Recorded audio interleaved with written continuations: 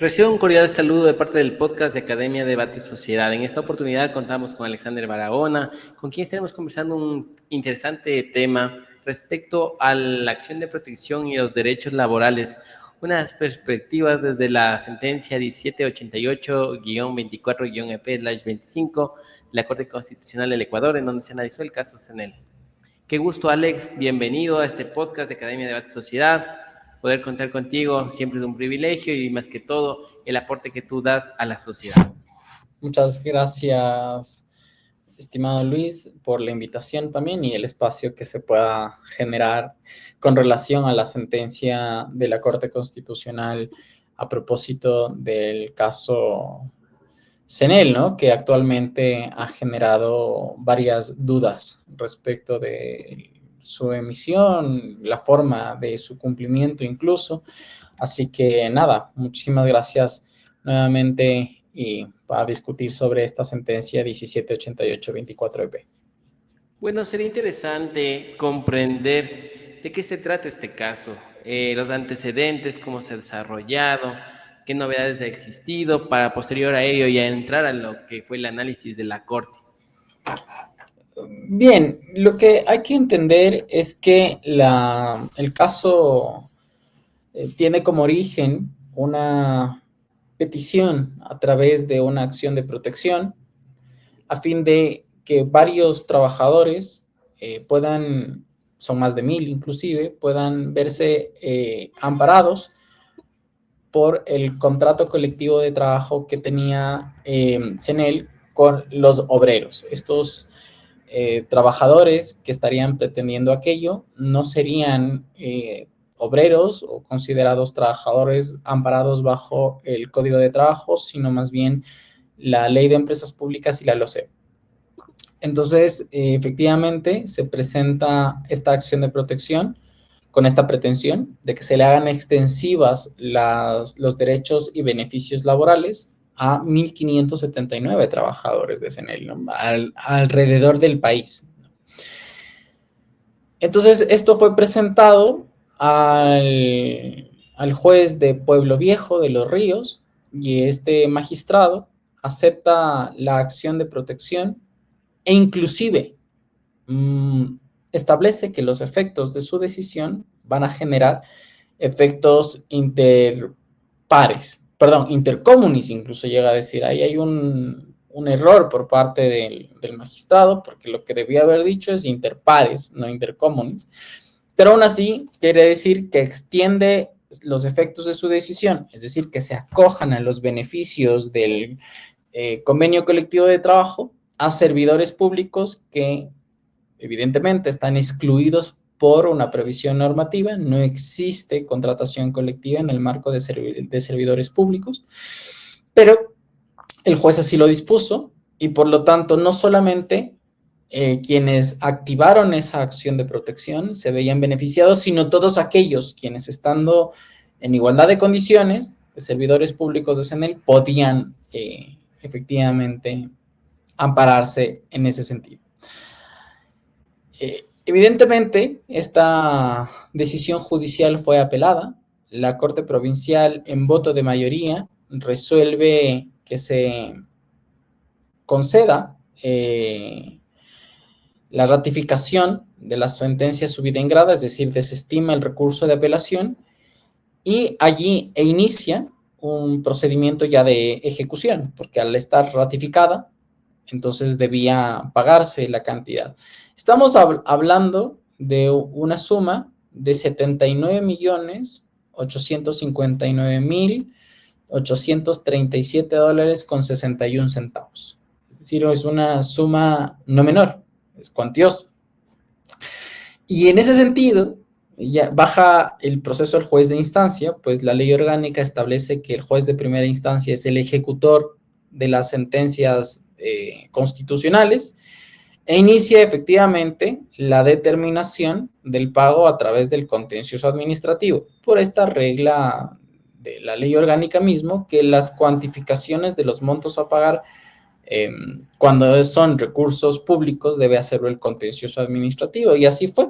El Tribunal Distrital de lo Contencioso Administrativo, por lo general, suelen tardar bastante, pero no se tardó tanto y me parece que fueron unos meses apenas, terminó concediendo el pago. CNEL evidentemente no pagaba y sobre todo mandó u ordenó, quiero decir, la retención de las cuentas de CNEL. Entonces al final CNEL terminó pagando, claramente. Incluso se retuvo, como te digo, me parece que en mayo del 2023 sale la providencia del Tribunal Distrital de lo Contencioso Administrativo y del juez de instancia que se ordene el embargo de 19 millones de las cuentas de CNEL.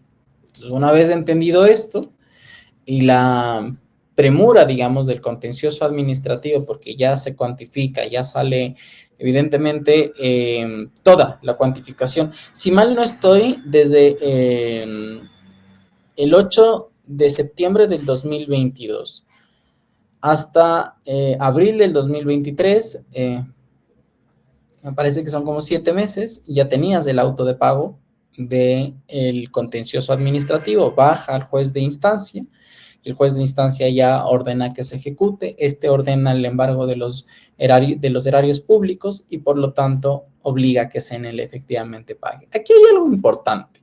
Mientras todo esto ocurría, CNEL presenta una acción extraordinaria de protección. Pero esta acción extraordinaria de protección luego parece querer ser desistida por parte de CNEL.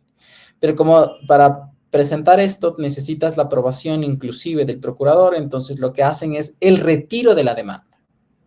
Efectivamente, se retira la demanda. Y llama la atención, digamos, esta actuación por parte de los abogados de CNEL. Y más bien lo que ocurre es que cuando ya estás en ejecución, ¿sí?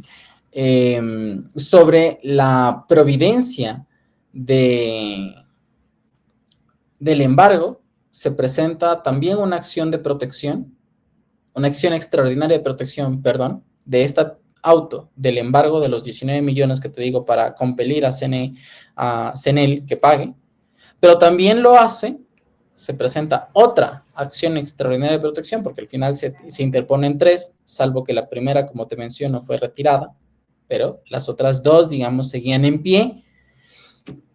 Y la extraordinaria de protección que me falta explicar se presenta contra un auto en el que se establece, digamos, el mandamiento de pago. Bueno, entonces así las cosas, tienes 3 extraordinarias de protección, una contra el mandamiento de pago, otra con el embargo de los erarios públicos y otra contra la decisión de segunda instancia, pero que al final del día parece que fue retirada, ¿no? Y digo parece por lo que luego acontece en la Corte Constitucional.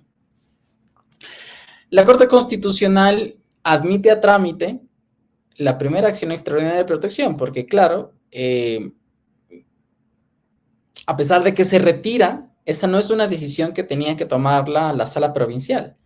Una vez que se presenta extraordinaria de protección, lo que corresponde es correrle traslado a la Corte y será la sala de admisión la que tenga que pronunciarse o no respecto de si es que se desiste, si se retira, si es que operan estas figuras.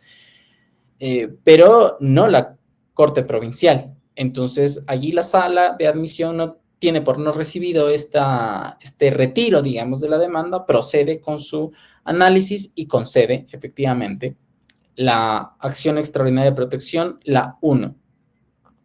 Se inadmite la acción de protección, las otras acciones extraordinarias de protección, ¿de acuerdo? Entonces, allí, hasta allí estamos, ¿vale? La Corte conoce ya el fondo del caso, declara que hay violación del derecho por una sencilla razón, porque el acto de reconocer o no beneficios laborales es por sí mismo ajeno a una acción de protección. Esto no quiere decir que los trabajadores no tengan derecho a constituir un contrato o un convenio colectivo de trabajo. Claro que lo tienen.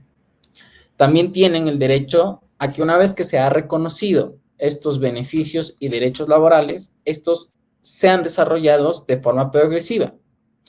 También tienen el derecho a involucrar a la mayor cantidad de obreros en este contexto del contrato colectivo de trabajo y que al final del día todos puedan justiciar lo que queremos. Condiciones de vida más dignas, más igualitarias, que respeten mejor la dignidad humana y sobre todo los contextos de los trabajadores. Pero en un contrato o un convenio colectivo de trabajo no solamente se discuten derechos de trabajo, que son derechos humanos, también se discuten beneficios, como bonos, como porcentajes de aguinaldos extraordinarios que no forman parte de la remuneración mensual unificada y por lo tanto son eso mismo, beneficios adicionales, que está bien que sean reconocidos, pero no son derechos, porque los derechos del trabajador están previstos en la Constitución y en tratados internacionales como los de la OIT, por ejemplo. Pero allí no están previstos bonos adicionales a la remuneración del trabajador, pero que sí están contemplados o se contemplan en los contratos colectivos de trabajo y que deben ser cumplidos. Entonces, estos beneficios del trabajador no forman parte de un derecho humano y por lo tanto no puede ser justiciado a través de una acción de protección. ¿Vale? ¿Qué pasa con los derechos? En un contrato colectivo de trabajo, lo que ocurre es que se desarrollan en mejor manera derechos. Por ejemplo, algunos establecen los recorridos, los uniformes, incluso se da una modificación en mayor medida beneficiosa en cuanto a horas de descanso, días de descanso. El descanso sí es un derecho humano contemplado en el artículo 8 del Protocolo de San Salvador, por ejemplo, adicional a la Convención Americana de Derechos Humanos. Entonces, este reconocimiento progresivo de derechos no es lo mismo que el reconocimiento de derechos generales del trabajador que tenemos todas y todos quienes trabajamos. Por ponerte un ejemplo, cuando yo trabajo en el privado para alguien, yo tengo establecidos mis derechos, que son seguridad social, vacaciones, los días de descanso semanales, las 8 horas, si es que yo trabajo horas extraordinarias, suplementarias, nocturnas, por ejemplo, y como yo tengo ese derecho al descanso, si es que yo he de trabajar, surge la obligación del empleador de pagarte un adicional, ¿vale? Y hasta un límite, además, porque no es que es ilimitado. Pero esto no quiere decir que si yo tengo un contrato colectivo de trabajo y se me reconocen en mayor forma o en mejor forma derechos, estos derechos pasen a ser derechos humanos generales. Porque, por ejemplo, yo puedo estar de acuerdo que el derecho a la integridad de un trabajador llega al punto en que se le facilite su movilidad de hora de entrada y hora de salida a través de los recorridos, que antes había mucho en el sector público y luego se recortaron. ¿De acuerdo? Entonces, yo entiendo que eso es una forma de proteger los derechos de los trabajadores, pero eso no es un derecho humano del trabajador a que el empleador te dé un recorrido. Puedes considerarlo incluso un desarrollo progresivo o hasta un beneficio laboral, ¿vale? Pero entonces, yo no puedo decir que esto que yo estoy recibiendo, puedo predicarlo para todos los trabajadores como derecho humano y desde el día de mañana todos tienen, los empleadores, la obligación de darle recorrido a sus trabajadores. No, que eso sí sería un derecho humano, como el derecho a la seguridad social. Todos tenemos derechos y que trabajamos, que se nos afilie, salvo si eres prestación de servicios régimen civil. Como esto es así, la Corte, ¿qué es lo que dice? El hecho de que ampliar los beneficios, sobre todo los beneficios, ¿no?, que se dan en un marco de convenio colectivo de trabajo a trabajadores que no lo son, que no tienen la calidad de trabajadores obreros, sino de servidores públicos. Y además hacerlo en el marco de una acción de protección es reconocer derechos y beneficios que no los tenían antes y que ahora, gracias a un magistrado, los tiene. Y claro, la acción de protección no está previsto para reconocer beneficios, porque además ni siquiera se dio el procedimiento normal de un contrato colectivo de trabajo, se puedan agremiar, puedan discutir, la empresa tenga la posibilidad de valorar si económicamente está de acuerdo o no. Sobre todo porque esos son dineros públicos, ojo, nos pertenecen a todos. Entonces, el debido proceso debía cuidarse, primero. Y segundo, hay una norma que establece que para funcionarios públicos no opera. Entonces, ahí hay una discusión, digamos, que debía darse y que no debía resolverse en una acción de protección, porque la acción de protección, insisto, está previsto para reconocer las violaciones y reparar aquellas que se dan de derechos ya reconocidos en la Constitución, que teniéndolo todo, no había discusión de si procede o no procede, si se amplía o no se amplía. No. Sabemos todos que tenemos estos derechos y que lo que esperábamos es que los respeten, y ante alguien que lo irrespeta, entonces viene la acción de protección. Pero esto no fue así. Por eso es que la Corte hace un rápido análisis. Dice, finalmente, el extender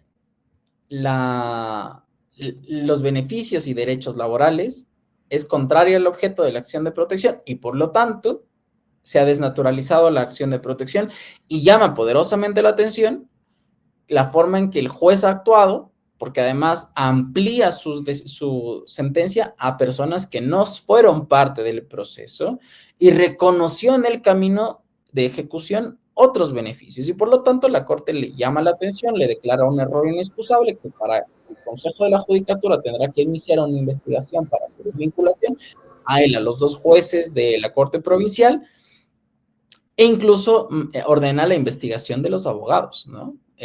Justo eso te iba a preguntar, porque la Corte Constitucional en esa sentencia analiza tanto el error judicial, el prevaricato y el comportamiento de los accionantes como tal, ¿no? Y hemos visto en estos últimos tiempos cómo se ha desnaturalizado la acción de protección, y hoy con esta sentencia nos llama la atención la forma como se desnaturalizó, pero es algo que llama de alguna manera una preocupación, ¿no? Porque si bien es cierto, la acción de protección está para proteger nuestros derechos como tal de conformidad a la Constitución de la República del Ecuador, y en caso de que exista una vulneración, de establecer la determinada reparación integral. Pero acá hubo una situación totalmente distinta en este contrato colectivo, por cuanto vimos el proceder de este juez que de alguna manera deja mucho que decir.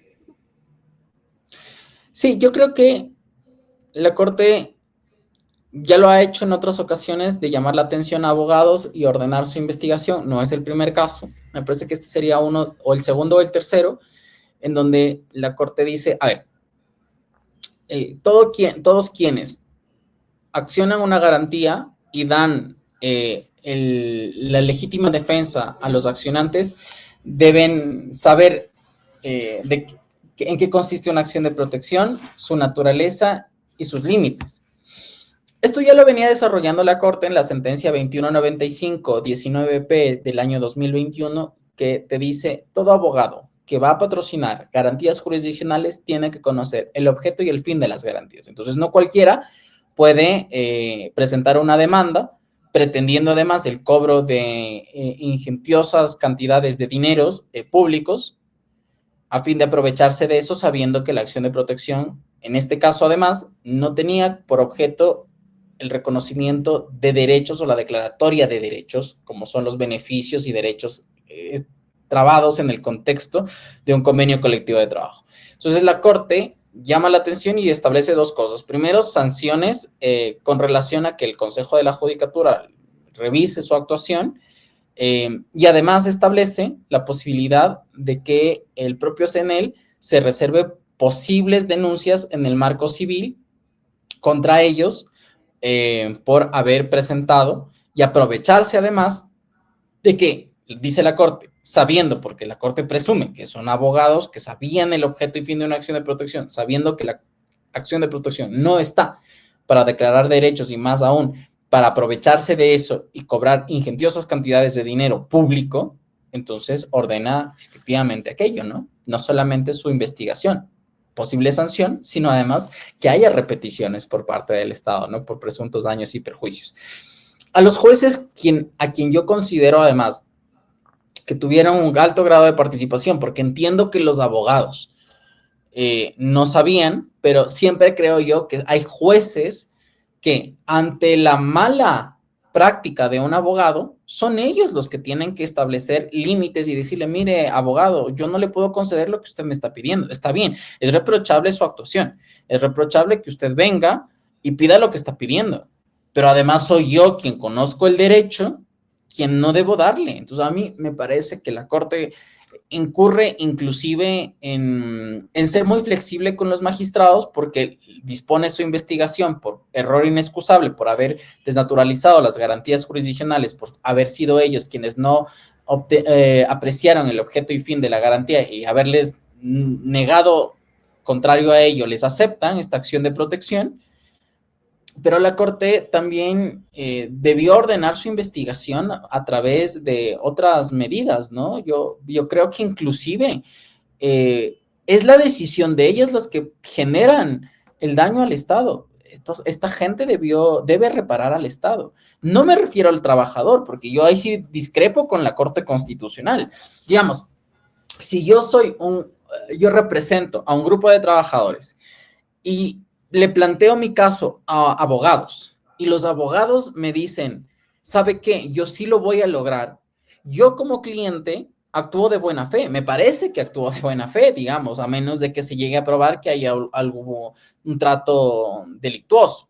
Pero si es que no se llegase a probar aquello, actúo de buena fe y es el abogado el que maliciosamente se aprovecha de mi ingenuidad y plantea algo que no, y hay jueces que debiendo decirme que no, y son ellos, porque además el pago del erario público sale como consecuencia de la orden judicial, no de la petición del cliente ni de la petición del abogado, por favor.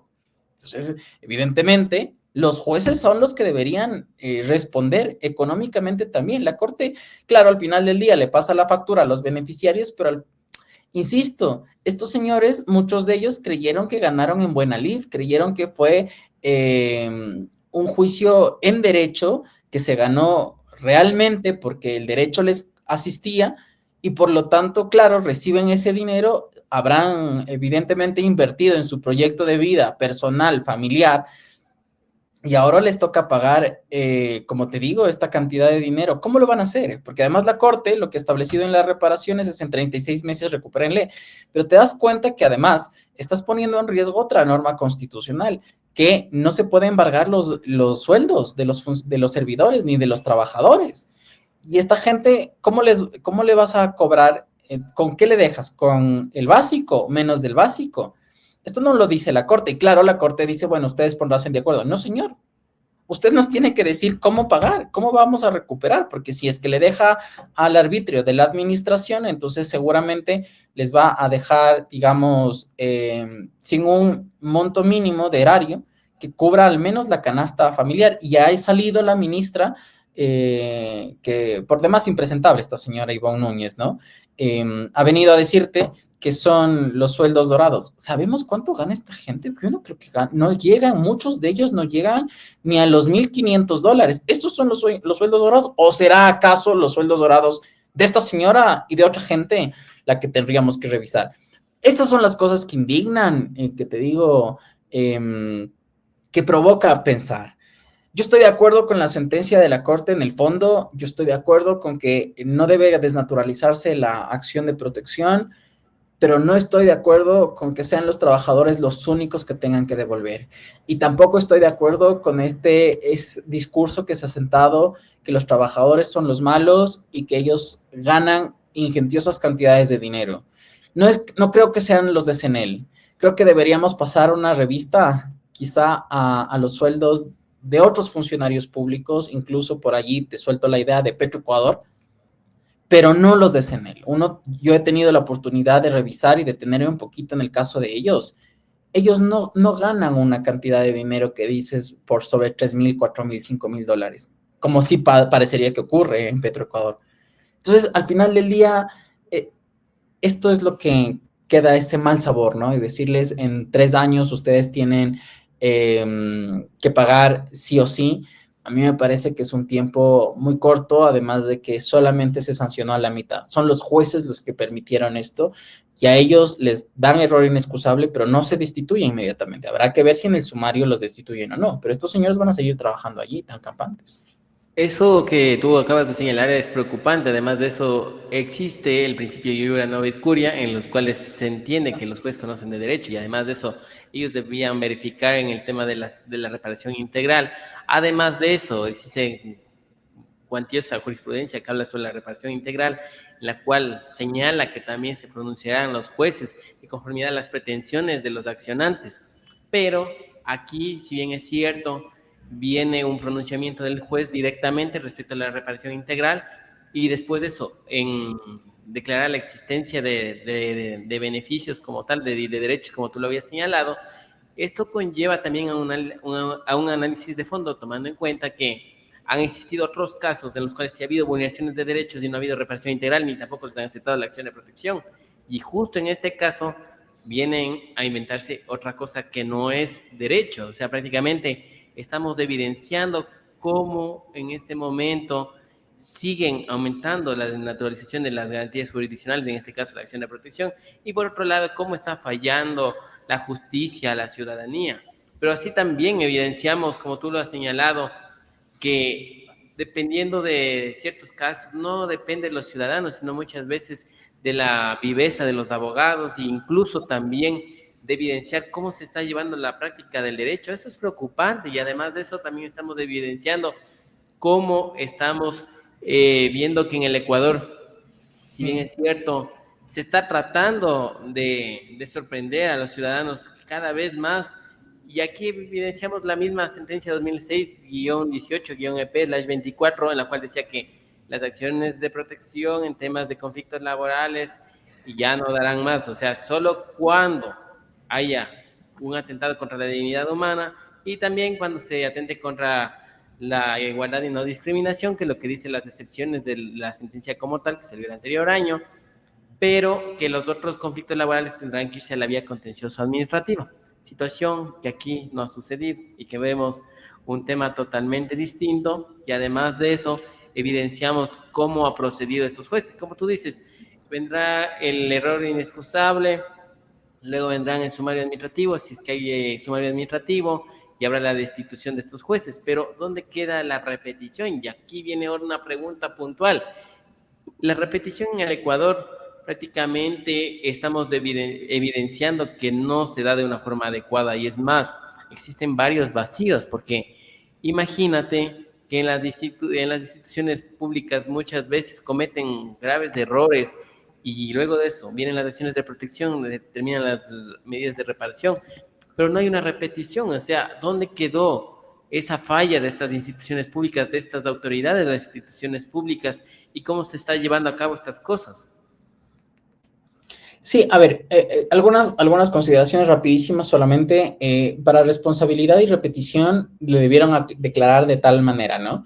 Es decir, cuál es la responsabilidad del Estado y el deber de repetición. La Corte no lo hace con relación a los jueces, por lo tanto, los señores no van a pagar, ¿vale? No van a pagar dinero, tendrán que ser investigados o sancionados por la Judicatura, y habrá que ver si la Judicatura observa adecuadamente el debido proceso en su sumario, porque puede ser que los destituyan y ellos vuelvan. Además, otra cosa, la judicatura no siempre destituye, ojo, la judicatura también modula, lo que hace es suspender. Es decir, sí, está bien, hay un error inexcusable, pero yo solo les voy a suspender 3 meses. O sea, lo peor que les puede pasar es ser destituidos, y si es que ha hecho bien la judicatura, no volverán a la función judicial, pero si es que no, presentarán una acción de protección y los volveremos a ver como jueces nuevamente. O el otro caso es que no logren obtener su destitución y estarán fuera de su trabajo 3 meses y luego volverán porque solamente les habrá suspendido. Entonces, los jueces no son los más afectados realmente. Lo primero.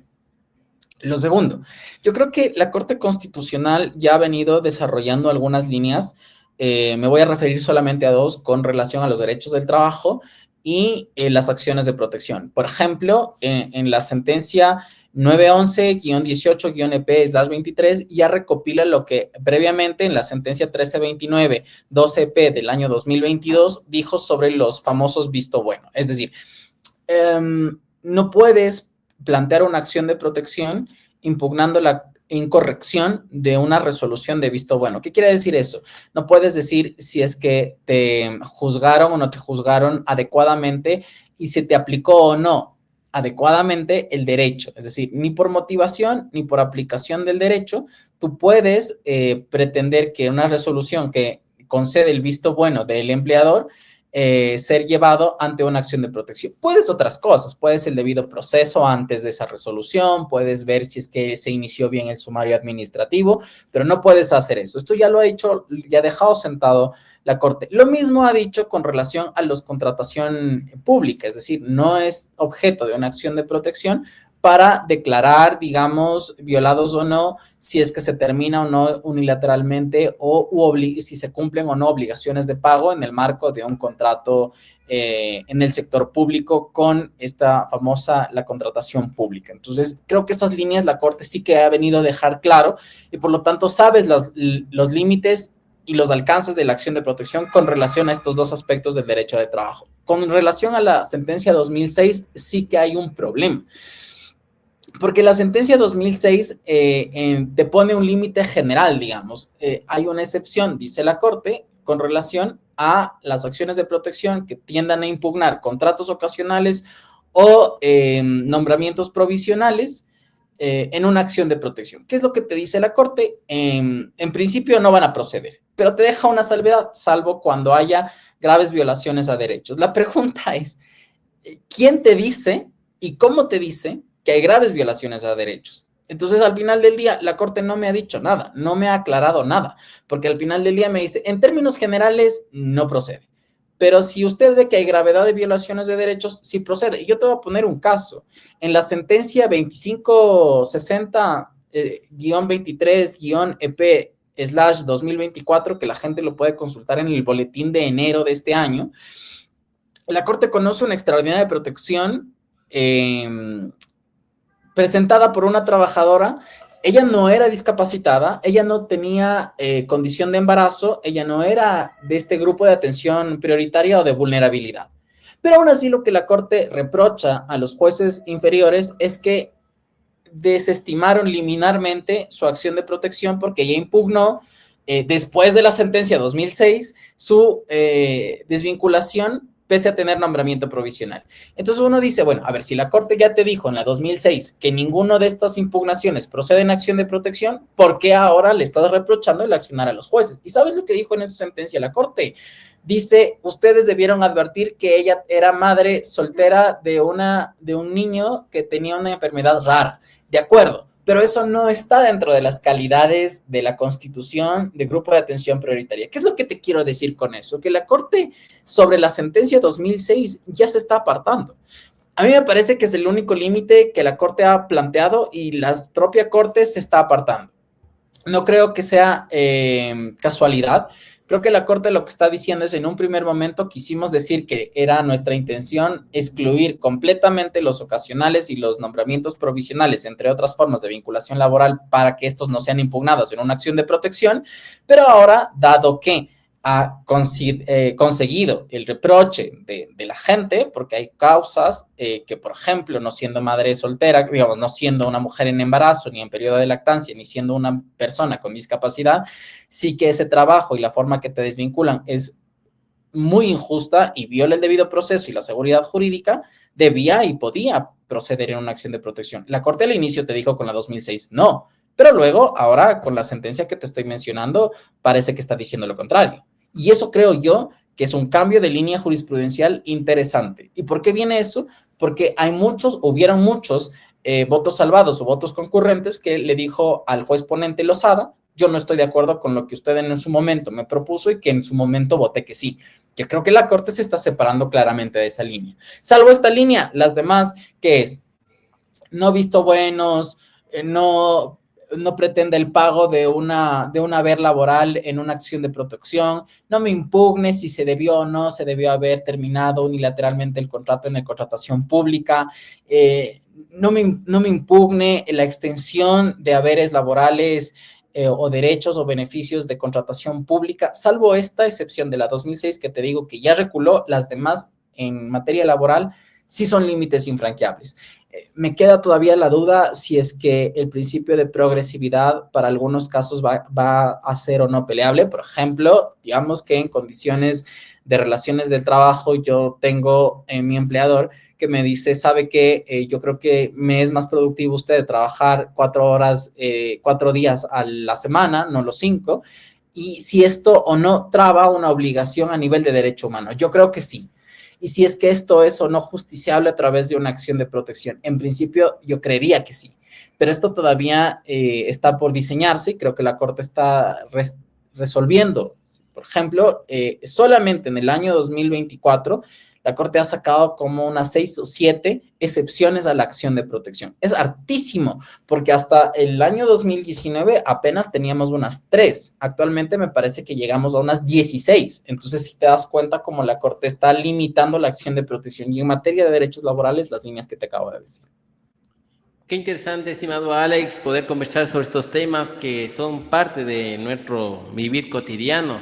Hemos visto graves violaciones a los derechos constitucionales y sobre todo bajo esta línea que hemos ido conversando y sobre todo esta sentencia que nos llama la atención, el proceder de la Administración de Justicia en el Ecuador, y así como también vemos la viveza criolla de ciertos abogados que muchas veces se meten a procesos constitucionales sin conocer de derecho constitucional, y es una situación que afecta al cliente más allá de beneficiar. Incluso, si bien es cierto, también llamamos a la responsabilidad de ciertos jueces que también conocen materia constitucional, y podemos hablo de ciertos jueces en el sentido de que muchos de ellos no analizan si es que hay vulneración o no hay vulneración de derechos, sino que se van por el discurso de Procuraduría General del Estado de que no debe ir por la vía constitucional y que debe ir por la vía contenciosa administrativa, que es el pan de cada día y que han manejado ese discurso durante todos estos años. Ahora, si bien es cierto, es necesario precisar sobre la responsabilidad de los abogados patrocinadores y también de la ciudadanía, quien también debe ir también donde sus abogados especialistas en la materia como tal para evitar todas estas circunstancias. Pero también debemos analizar que hay algunas sentencias de la Corte Constitucional que sí se deben como detallar de forma más pormenorizada, porque quedan cosas como que sueltas y eso al caminar, como diríamos así, como que afecta, ¿no?, a la ciudadanía, a los justiciables que están pidiendo, exigiendo justicia, y que no puede ser posible de que se imponga una situación en la cual ya, como te digo, en la práctica se vuelve como que un poco complicado, ¿no? Y es lo que tú ponías del ejemplo respecto a cómo se van a hacer la devolución de los valores de esa reparación integral. Entonces, esto conlleva también a este análisis, ¿no? Finalmente, vamos a las conclusiones. Ha sido un tema bastante interesante, también comprender estas líneas en materia laboral.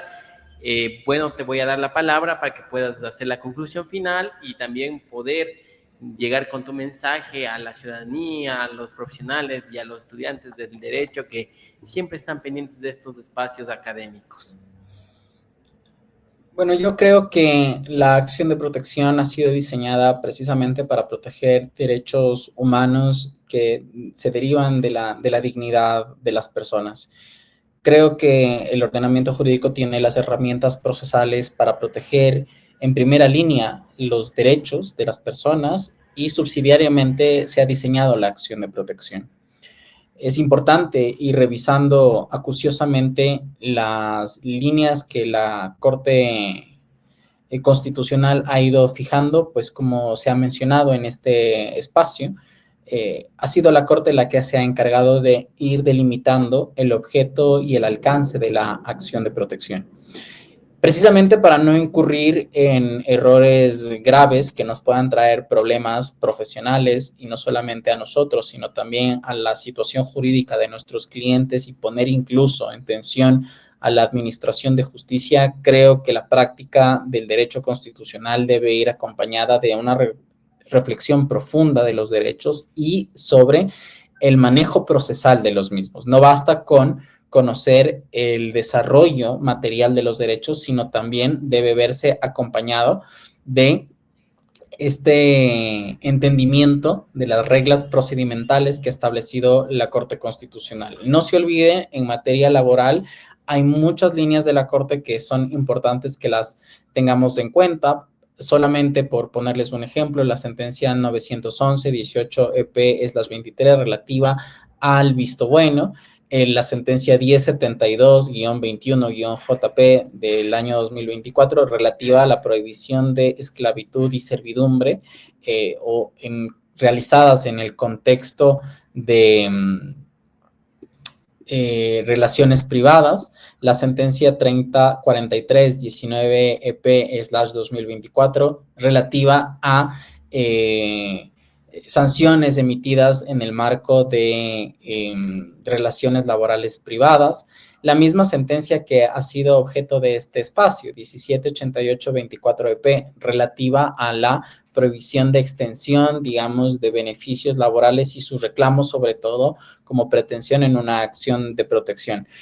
Creo que además de la 2006-18-EP que ha mencionado aquí con Tertulio Luis, es importante también tener en cuenta que esta sentencia sí ha recibido limitaciones o cambio de líneas como la apuntada sentencia 2560-23-EP/24.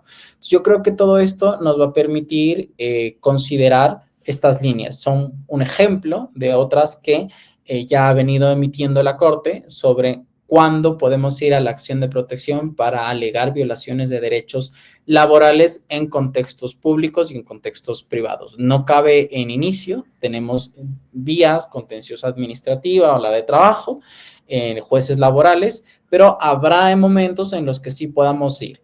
Lo importante es saber qué reclamamos y cómo lo vamos a hacer para no incurrir en abusos o desnaturalización de garantías. Y sobre todo, creo yo que además es importante seguir cuestionando el accionar de la Corte, porque a pesar de que esta sentencia del caso Cenel fue necesaria para evitar abusos desmedidos de la acción, también creo que es importante hacer una autocrítica hacia la Corte y hacia nosotros mismos de si es que los trabajadores realmente abusaron de las garantías o en este ejercicio, en esta relación, hubieron más responsables que no lo están siendo, como pueden ser los propios abogados y los propios jueces. Creo que depende de nosotros llevar un ejercicio de litigio de buena fe y en los términos de una defensa técnica adecuada, como lo ha hecho la Corte en la sentencia 2195-19P. Es decir, ser fieles a nuestros clientes, pero también ser fieles al derecho que hemos,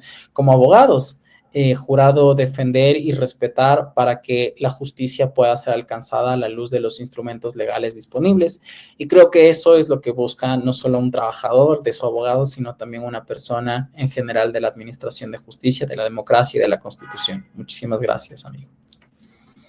Muchas gracias, Alex. Qué importante llegar con esta conclusión. Hemos conversado respecto a esta sentencia tan importante con la finalidad de comprender la verdadera naturaleza de las garantías jurisdiccionales y de la acción de protección.